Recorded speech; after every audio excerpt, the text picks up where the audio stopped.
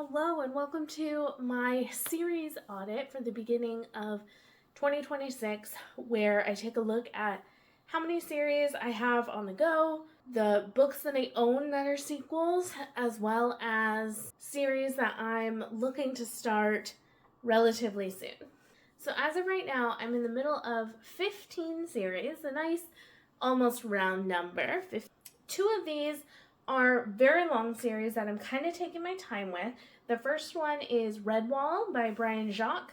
I am 5 books into this. This is a reread. They are favorite books from when I was a child, and I'm doing a reread through them slowly whenever I want a cute, cozy book to read. And then the other one is the Discworld series, which is kind of a series of series and standalones. There's like 40 books in total, and I'm 2 books in. I'm taking it very slowly. I'm working on reading the Tiffany Aching books as my first series, and then I plan to go back to the beginning and probably read them chronologically as they were written. So those 2 series, I'm definitely taking my sweet time with them. I don't think there's any need to rush those and try to read 3 books a month and finish them quickly. I'm just taking them at a nice pace. Let's talk about the books that I have on my shelves that are parts of series. So I have the final book in the Silo series by Hugh Howey. This is a trilogy. I have Dust. It's the last one on my shelves. I definitely plan to finish this up within the first half of 2026. I also have the last half of the Lighthouse duology by Carol Berg. The first book is Flesh and Spirit. This one is Breath and Bone. I'm actually 30% of the way through it right now, so I'm planning to read this one and close out this duology probably by the end of February, I would imagine, at the very least.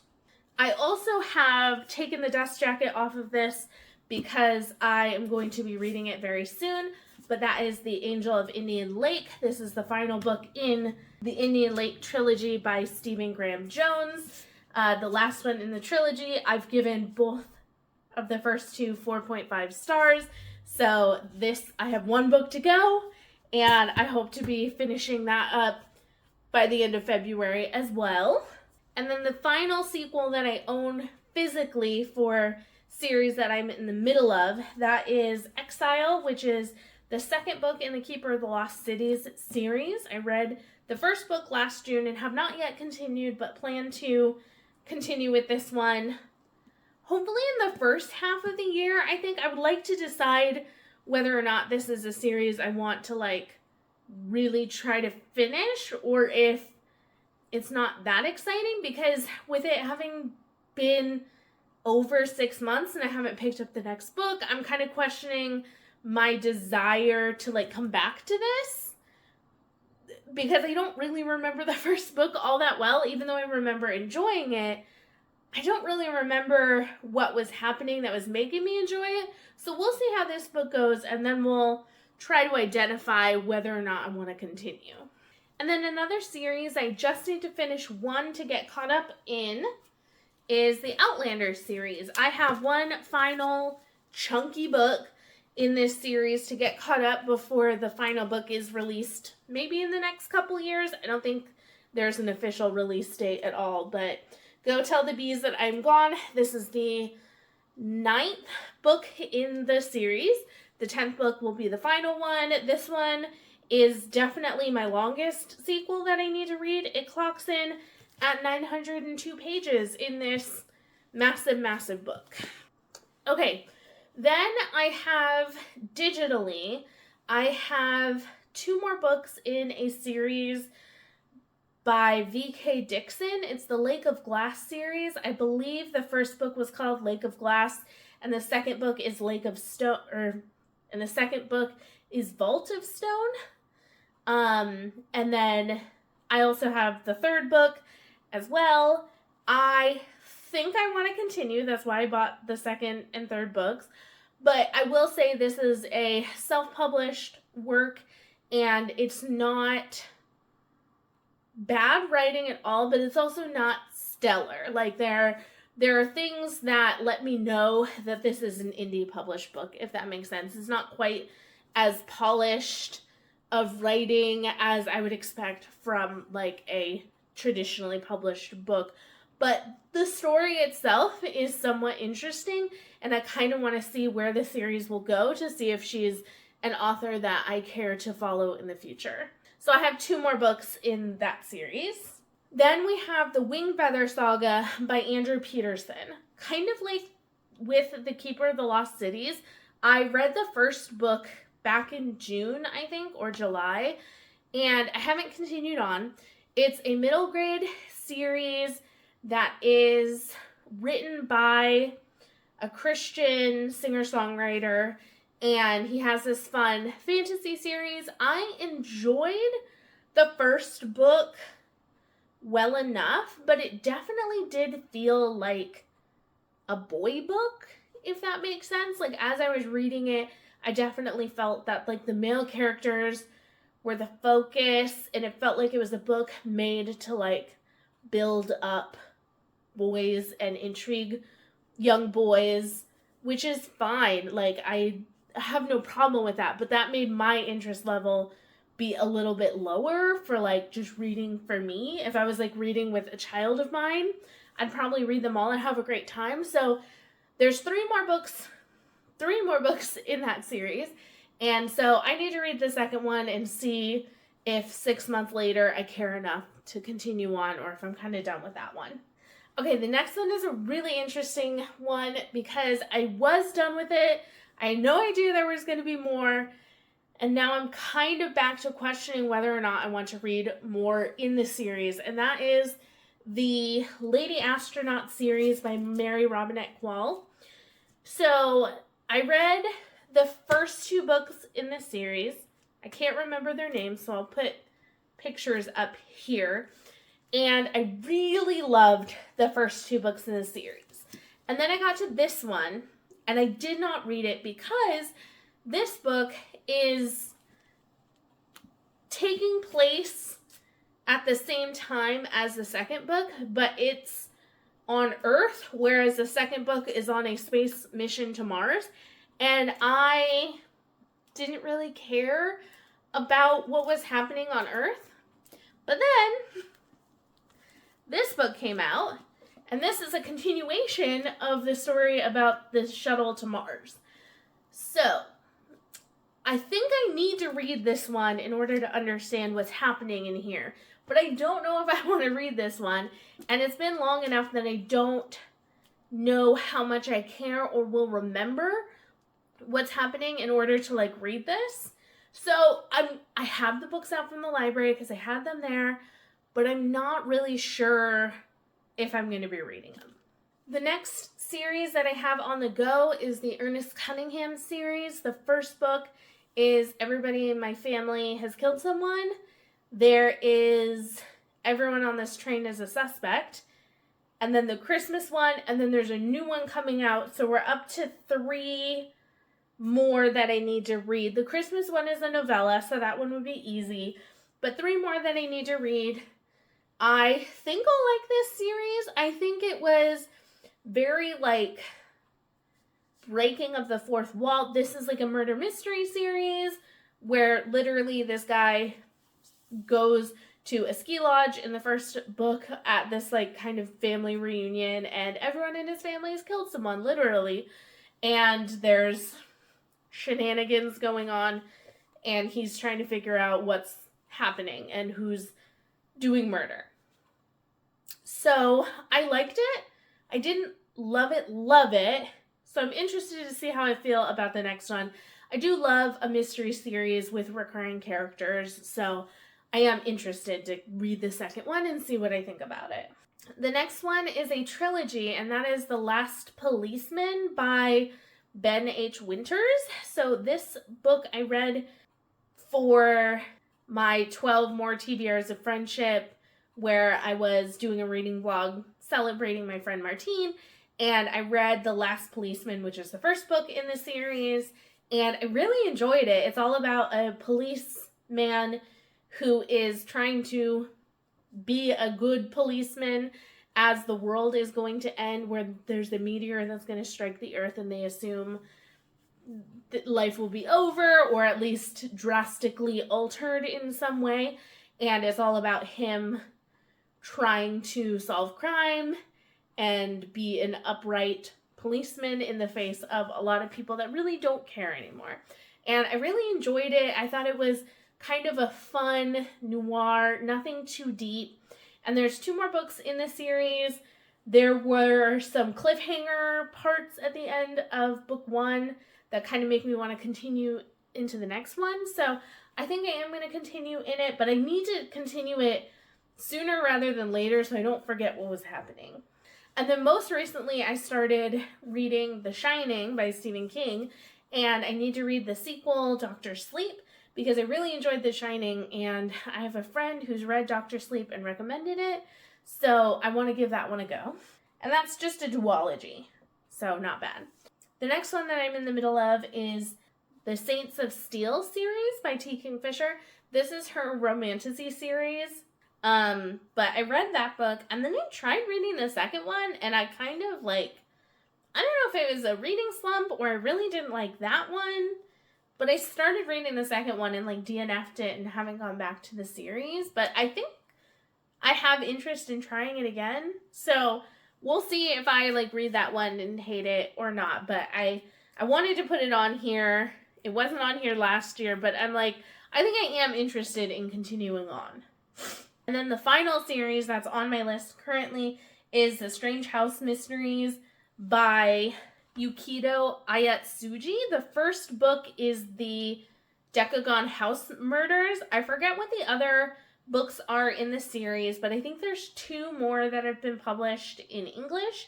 They are Japanese translated mysteries. I really enjoyed the Decagon House Murders, and I've heard good things from books like Woe with another one of the books in the series, and I hope that with them being somewhat popular in the US, that they'll continue to translate more, because I thought they were really fun Agatha Christie-esque books. They're very smart and well thought out.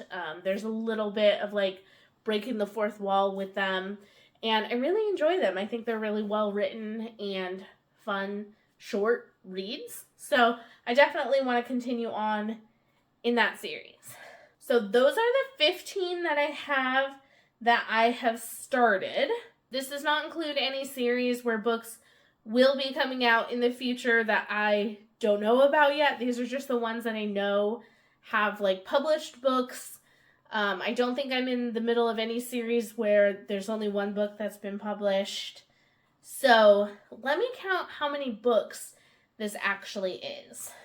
So I think this is roughly 34 books that would need to be read in order to complete this. I'm just counting the Tiffany Aching series for the Discworld novels, and that does not include Redwall because those are rereads. About 10 of those are Keeper of the Lost Cities books, which I'm not actually certain if the series is done, but I know that there's a ton of books in that series. So 34 isn't bad, assuming that I can read some of these quickly because they are quick reads, like the mysteries and the romantasy series from T. Kingfisher. Assuming that I'm not going to finish all of those, that's definitely going to be doable to finish in 2026, because my goal for 2026 is to finish all of the series that I started before this year, so 2025 and beyond. So definitely I want to make sure that I'm making progress with these series and figuring out which ones I want to read and which ones I want to let go. Now, let's talk about series that I want to start. I think that 2026 is going to be the year of trying out some of those big fantasy series that you hear everyone talking about. They're the series that are on everyone's top fantasy series of all time, and I haven't read a lot of them. Other than the Cosmere, I haven't read a lot of the great ones. So I kind of want to try some of those out this year. I have 4 that are on the top of my list, and these are all ones that I own. The first one being Memory, Sorrow, and Thorn, starting with The Dragonbone Chair by Tad Williams. I have read a Tad Williams quartet and really enjoyed it, so I'm hopeful that I will enjoy his fantasy. Realm of the Elderlings, that starts with the Farseer trilogy, which is Assassin's Apprentice by Robin Hobb. I tried a chapter of this at the end of last year and loved it.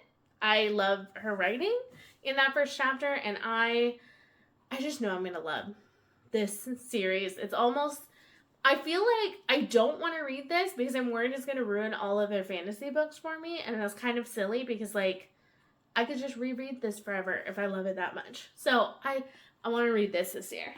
The Eye of the World by Robert Jordan, the Wheel of Time series. 14 books.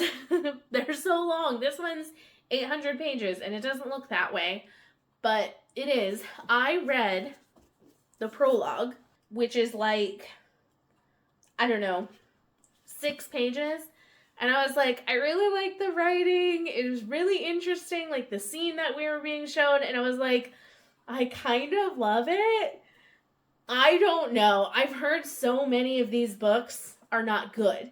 Yet so many people have read it. And once they've read it, they look back on it very fondly. And they enjoy the overall story, even if some of the books are weaker than others.